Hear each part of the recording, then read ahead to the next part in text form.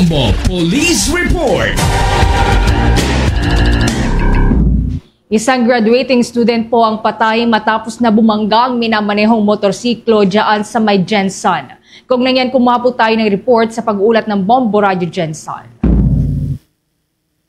Idineklarang patay ang isang graduating student matapos bumangga ang motorsiklong sinasakyan nito sa isang konkretong poste ng kuryente sa Dasera Avenue, Barangay San Isidro nitong lungsod ng General Santos. Kinilala ang biktima na si John Adrex Yambao Javiera, 23 years old at residente ng Phase A Habitat Barangay Mabuhay. Ayon kay Police Lieutenant Colonel Patrick Elma, ang hepe ng General Santos City Police Office Traffic Enforcement Unit, tinatahak ng motorsiklo na minamaneho ni Javier ang Dasera Avenue patungo sa Mabuhay Road at inulat na mabilis ang takbo nito nang biglang lumiko sa gilid ng kalsada at bumangga sa konkretong poste ng kuryente. Dahil sa matinding pinsala sa ulo, idiniklara agad na patay ng mga rumisponding tauhan na ambulansya si Javiera. Nabati din na ang biktima ay isang uniko iho o nag-iisang anak. Sa ngayon,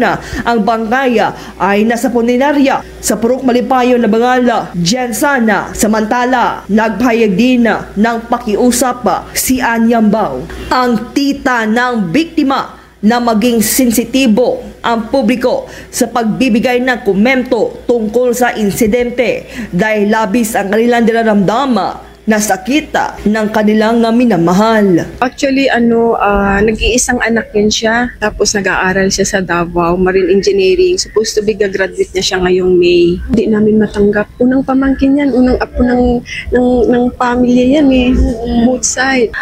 At yan ang ulat mula sa impila ng Bombo Radio Jensen.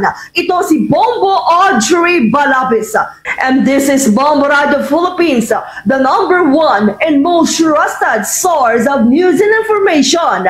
Basta Radio! Bombo!